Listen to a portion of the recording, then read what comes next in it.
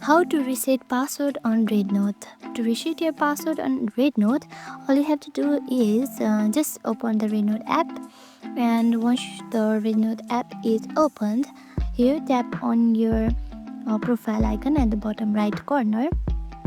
Here you can see your profile right here, and let's say you don't know the password of your RedNote account.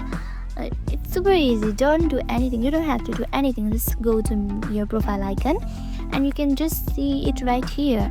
The RedNote app, it automatically saves your account information. So simply tap and log in this account and you'll be logged in again. You don't have to reset your password. Just tap and log in this account and you will be logged in automatically.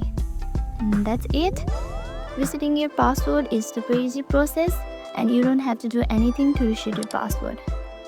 Thank you for watching.